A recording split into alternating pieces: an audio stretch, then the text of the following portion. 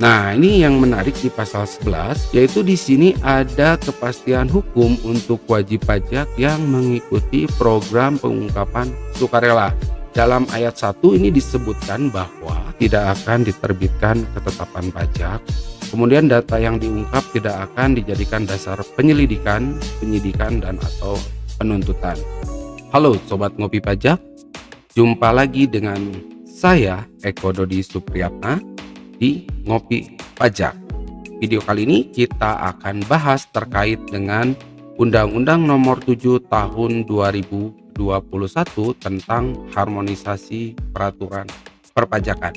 Nah, seperti yang kita tahu, dalam harmonisasi peraturan perpajakan ini ada beberapa perubahan terkait dengan ketentuan umum dan tata cara perpajakan, kemudian terkait dengan Undang-Undang PPH dan juga Undang-Undang PPN. Dan ada beberapa perubahan-perubahan yang lainnya. Termasuk di dalamnya adalah program pengungkapan sukarela. Nah, dalam video kali ini kita akan membahas terkait dengan program pengungkapan sukarela atau PPS.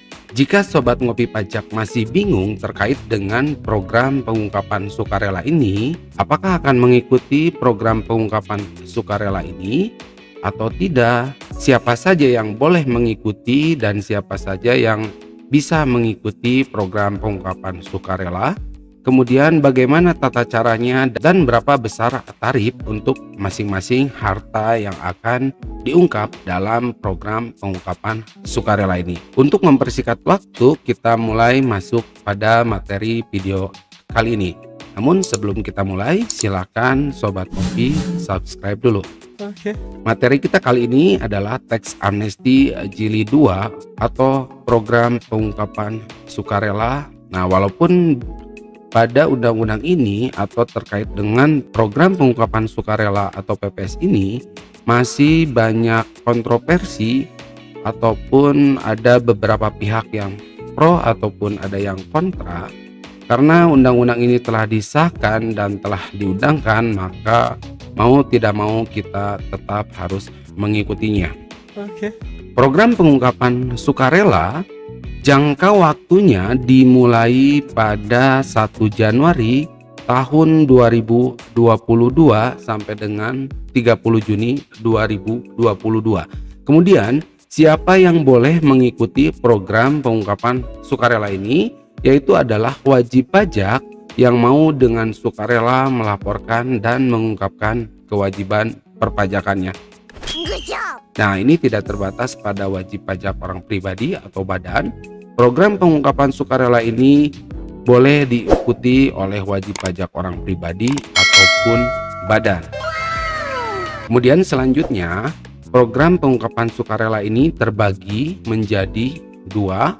Yang pertama adalah untuk wajib pajak orang pribadi dan wajib pajak badan yang pernah mengikuti program pengampunan pajak ataupun tax amnesty berdasarkan Undang-Undang Nomor 11 Tahun 2016. Nah, kemudian basis aset yaitu adalah basis aset yang diperoleh 1 Januari tahun 1985 sampai dengan 31 Desember 2020 yang belum diungkapkan dalam pengampunan pajak atau tax amnesty. Nah, jadi bagian pertama ini diperuntukkan untuk wajib pajak orang pribadi ataupun badan yang pernah mengikuti pengampunan pajak ataupun tax amnesty berdasarkan Undang-Undang Nomor 11 Tahun 2016, namun merasa masih ada aset yang belum diungkapkan atau bahkan terlewat pada saat mengikuti program pengampunan pajak.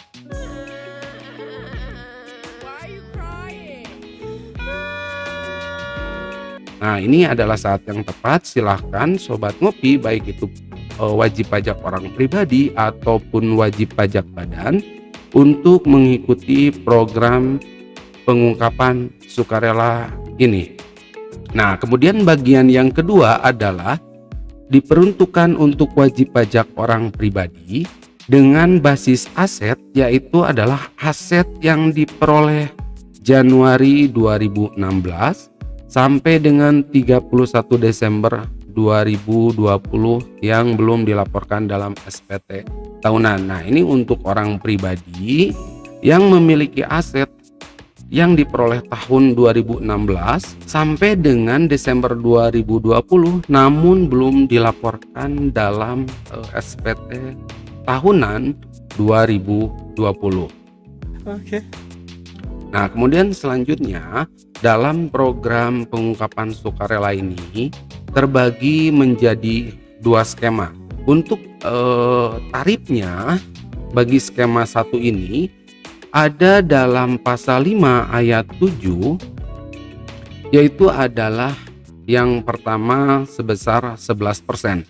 Nah, 11% ini diperuntukkan untuk harta di luar negeri yang tidak direpatriasi. Nah, jadi jika Sobat Ngopi memiliki aset yang berada di luar negeri, kemudian berencana untuk mengikuti program pengungkapan sukarela ini, namun harta tersebut tidak akan direpatriasi atau tidak akan dialihkan ke Indonesia, maka akan dikenakan tarif sebesar 11%.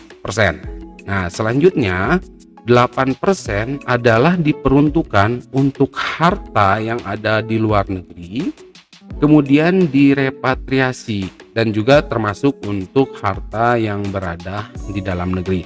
Jadi jika Sobat Ngopi memiliki harta yang di luar negeri, kemudian berencana untuk mengikuti program PPS ini, dan kemudian akan dilakukan repatriasi atau dialihkan ke dalam negeri, termasuk juga pengungkapan sukarela yang diikuti oleh wajib pajak yang mengungkapkan harta di dalam negeri, maka akan dikenakan tarif 8%. Nah, ini berbeda ya. Harta yang di luar negeri tidak direpatriasi adalah 11%. Kemudian harta yang di luar negeri dan direpatriasi dan juga harta yang berada di dalam negeri ini adalah 8%. Kemudian yang selanjutnya adalah sebesar 6%. Untuk 6% ini adalah harta yang berada di luar negeri yang direpatriasi dan harta di dalam negeri. Jadi harta yang ada di luar negeri kemudian direpatriasi, dan juga harta yang ada di dalam negeri kemudian setelah direpatriasi dan berada di dalam negeri maka diinvestasikan dalam SBN atau hilirisasi SDA atau energi baru dan terbarukan. Nah, maka ini akan dikenakan tarif sebesar 6%. Namun ini ada beberapa syarat yang harus dipenuhi, nanti kita bahas pada slide selanjutnya. Dalam pasal 7 ini berkaitan dengan besaran tarif yang sebelumnya terkait dengan aset yang berada di luar negeri ataupun di dalam negeri kemudian direpatriasi dan diinvestasikan. Nah, ini terkait dengan pengalihan harta paling lambat dilakukan pada tanggal 30 September 2022. Kemudian melakukan investasi paling lambat tanggal 30 September 2023. Dan juga investasinya paling singkat dilakukan dalam 5 tahun. Kemudian jika tidak memenuhi ketentuan, dikenakan sanksi tambahan pajak penghasilan bersifat final dengan tarif tertentu. Nah, ini berkaitan dengan ayat 1, 2, dan 3. Nah, untuk besaran sanksi tambahan ini Sobat Ngopi bisa cek pada pasal 7. Di sana ada beberapa tarif dimulai dari 3%, 4%, dan 7%. Di sana detailnya bisa Sobat Ngopi lihat langsung. Nah, kemudian selanjutnya dalam pasal 8 ini terkait dengan wajib pajak orang pribadi yang mengungkapkan harta bersih yang diperoleh sejak Januari 2016 sampai dengan 31 Desember 2020. Nah, ini berkaitan dengan bagian yang kedua tadi. Nah, masih dimiliki pada tanggal 31 Desember 2020 dan belum dilaporkan dalam SPT PPHOP tahun pajak 2020.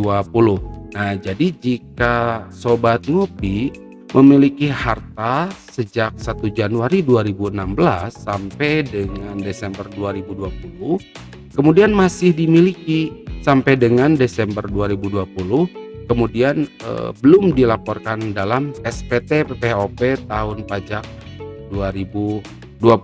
Nah, bagaimana jika hartanya sudah tidak ada dan tidak terlapor dalam SPT 2020, maka tidak dapat mengikuti program pengungkapan sukarela ini. Nah, selanjutnya adalah harta bersih merupakan nilai harta dikurangi nilai hutang. Ini skemanya masih sama dengan program pengampunan pajak atau tax amnesty tahun 2016 lalu. Nah, selanjutnya harta bersih dianggap tambahan penghasilan wajib pajak OP tahun 2020. Nah, kemudian pada ayat 4 ini ada beberapa poin yang harus dipenuhi oleh wajib pajak orang pribadi yang akan mengikuti program pengungkapan sukarela ini, yaitu tidak dilakukan pemeriksaan, tidak sedang dilakukan bukti permulaan dari 2016 sampai 2020, kemudian tidak sedang dilakukan penyidikan atau tindak pidana, kemudian tidak sedang dalam proses peradilan atau tindak pidana, dan atau tidak sedang menjalani hukuman pidana di bidang perpajakan. Nah, selanjutnya terkait tarif yang berlaku pada skema 2 ini diatur dalam pasal 9 ayat 3. Nah, ini di sini ada tarifnya 18%. Ini berlaku bagi harta di luar negeri yang tidak direpatriasi. Nah, ini hampir sama dengan yang tadi metodenya, namun berbeda dalam besaran tarifnya. Nah, ini bisa dikatakan untuk orang pribadi yang memiliki harta di luar negeri yang tidak direpatriasi, ini dikenakan tarif 8%. Kemudian 14% untuk harta di luar negeri yang direpatriasikan dibawa ke dalam negeri atau untuk harta dalam negeri. Kemudian selanjutnya adalah 12% untuk harta di luar negeri yang direpatriasi dan harta di dalam negeri kemudian diinvestasikan dalam SBN atau hilirisasi, SDA atau energi baru dan terbarukan. Nah, ini masih sama seperti skema 1, intinya harta yang ada di luar negeri dialihkan ke dalam negeri dan juga harta yang ada di dalam negeri kemudian diinvestasikan dalam surat berharga negara atau hilirisasi SDA atau energi baru terbarukan, maka akan dikenakan tarif lebih murah yaitu sebesar 12%. Namun masih sama dengan skema 1, di sini ada syarat yang harus dipenuhi terkait dengan jangka waktu repatriasi dan investasi. Nah, ini pada pasal 10, waktu pengungkapannya adalah 1 Januari 2022 sampai dengan 30 Juni 2022. Kemudian Dirjen Pajak memberikan surat keterangan atas penyampaian surat pemberitahuan pengungkapan harta oleh wajib pajak orang pribadi. Jadi skemanya masih sama dengan program pengampunan pajak atau tax amnesty tahun 2016 lalu. Wajib pajak menyampaikan surat pemberitahuan pengungkapan harta, kemudian akan mendapatkan surat keterangan. Nah, ini di pasal 7 dijelaskan kembali, jika hasil penelitian terdapat ketidaksesuaian antara harta besi yang diungkap dengan keadaan yang sebenarnya, maka Ditjen Pajak dapat membetulkan atau membatalkan surat keterangan. Nah, jadi jika Sobat Ngopi atau wajib pajak itu sudah menyampaikan surat pemberitahuan pengungkapan sukarela, kemudian akan mendapatkan surat keterangan. Namun jika dalam proses penelitian terdapat ketidaksesuaian antara harta bersih yang diungkapkan dalam program pengungkapan sukarela dengan keadaan yang sebenarnya, maka surat keterangan tadi yang sudah diterbitkan ini bisa saja dibetulkan atau bahkan dibatalkan surat keterangannya. Oke, selanjutnya di pasal 11. Nah, ini yang menarik di pasal 11 masih sama dengan yang tadi, yaitu di sini ada kepastian hukum untuk wajib pajak yang mengikuti program pengungkapan sukarela. dalam ayat 1 ini disebutkan bahwa yang mengikuti program PPS ini tidak akan diterbitkan ketetapan pajak kecuali ditemukan data atau informasi lain. Yang kedua, data yang diungkap ini tidak akan dijadikan dasar penyelidikan, penyidikan, dan atau penuntutan. Nah, ini yang menarik dalam program pengungkapan sukarela. Ini ada kepastian hukum bahwa tidak akan diterbitkan ketetapan pajak. Kemudian data yang diungkap tidak akan dijadikan dasar penyelidikan, penyidikan, dan atau penuntutan.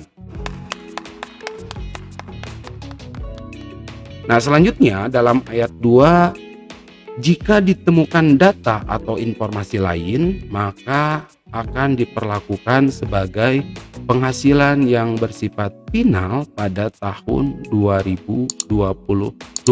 Nah, ini kemudian dikenakan tarif sebesar 30% dan dikenai sanksi administrasi berupa bunga berdasarkan Undang-Undang KUP. Nah, ini untuk sanksi administrasi berupa bunganya bisa Sobat Ngopi cek detailnya, karena memang ada beberapa kondisi terkait besaran pengenaan sanksi atas bunga ini. Ini bisa dicek di pasal 11 ayat 2 pada poin B. Baik, selanjutnya pada pasal 12 ini wajib pajak wajib mengalihkan harta ke wilayah Indonesia paling lambat 30 September 2022. Nah, jadi untuk yang mengikuti repatriasi ini wajib mengalihkan hartanya ini paling lambat 30 September 2022. Nah, kemudian ayat 2 berkaitan dengan investasi ini dilakukan paling lambat tanggal 30 September 2023. Nah, ini jangka waktunya lebih lama. Kemudian terkait dengan harta yang diinvestasikan ini paling singkat jangka waktunya adalah 5 tahun. Nah, dalam pasal 4-nya disebutkan jika tidak memenuhi ketentuan dikenai sanksi tambahan pajak penghasilan yang bersifat final dengan tarif tertentu. Nah, ini yang dimaksud dengan tidak memenuhi ketentuan adalah terkait dengan pasal 12 yang ada di ayat 1, 2, dan 3, maka akan dikenakan sanksi tambahan. Baik Sobat Ngopi, demikian bahasan kita atau materi kita terkait dengan Undang-Undang HPP nomor 7 tahun 2021, khususnya pada bagian program pengungkapan sukarela. Nah, semoga video ini dapat memberikan pencerahan pada rekan-rekan dan Sobat Ngopi yang ingin mengetahui terkait dengan program pengungkapan sukarela, atau bahkan Sobat Ngopi dan wajib pajak ingin mengikuti program pengungkapan sukarela ini namun masih bingung apakah saya termasuk dalam program ini atau saya ikut atau tidak ya, atau berapa besar besaran tarifnya. Nah, tadi sudah dijelaskan bahwa yang dapat mengikuti program pengungkapan sukarela ini adalah wajib pajak orang pribadi. Ini saya simpulkan kembali bahwa yang dapat mengikuti program pengungkapan sukarela ini adalah wajib pajak orang pribadi dan badan, namun terbagi menjadi 2 bagian, yaitu wajib pajak orang pribadi dan badan alumni teks amnesti atau yang pernah mengikuti program pengampunan pajak berdasarkan Undang-Undang Nomor 11 Tahun 2016, yaitu program teks amnesti, dan juga untuk wajib pajak yang tidak mengikuti teks amnesti. Dan ini terbatas pada wajib pajak orang pribadi, yang mana harta yang dapat diungkapnya adalah harta atau aset yang dimiliki sejak tahun 2016 sampai dengan tahun 2020. Nah, kemudian yang perlu diperhatikan adalah pengungkapan sukarela apa yang akan diikuti. Ini berkaitan dengan harta yang berada di luar negeri, di dalam negeri, kemudian apakah akan direpatriasi atau tidak direpatriasi. Kemudian setelah ada di dalam negeri ataupun direpatriasi, apakah akan diinvestasikan atau tidak. Nah, ini nanti berkaitan dengan besarannya. Nah, kemudian yang perlu diperhatikan juga terkait dengan sanksinya. Nah, jika memang pada saat mengikuti program pengungkapan sukarela untuk mendapatkan tarif yang lebih rendah, yaitu contoh untuk aset yang ada di luar negeri, kemudian direpatriasikan dan kemudian akan diinvestasikan, namun pada pelaksanaannya terlambat untuk melakukan repatriasi atau terlambat dalam melakukan investasi ataupun jangka waktunya tidak terpenuhi. Nah, ini maka berdasarkan hal-hal yang kita bahas tadi dalam undang-undang HPP, maka bisa saja dikenakan sanksi berdasarkan ketentuan yang berlaku. Baik Sobat Ngopi, silakan jika dirasa video ini bermanfaat, silakan dibagikan dan di-share ke rekan-rekan dan teman-teman yang membutuhkan. Disebarkan sebanyak-banyaknya agar teman-teman yang belum sempat mengikuti teks amnesti atau bahkan sudah ikut teks amnesti namun terlewat, ada harta yang lupa untuk diungkapkan dalam program pengampunan pajak dulu pada tahun 2016, dapat berpikir dan mempelajari apakah perlu mengikuti program pengungkapan sukarela ini atau tidak. Nah, terakhir silahkan jika channel ini dirasa bermanfaat, silahkan di subscribe agar Sobat Ngopi bisa mendapatkan informasi terbaru terkait dengan hal-hal yang berhubungan dengan perpajakan, baik itu berkaitan dengan hal-hal teknis yaitu terkait dengan tutorial penggunaan aplikasi perpajakan, berkaitan dengan ketentuan perpajakan, dan juga berkaitan hal-hal lainnya yang ada hubungannya dengan perpajakan. Terakhir saya mohon izin, saya mohon pamit. Assalamualaikum warahmatullahi wabarakatuh.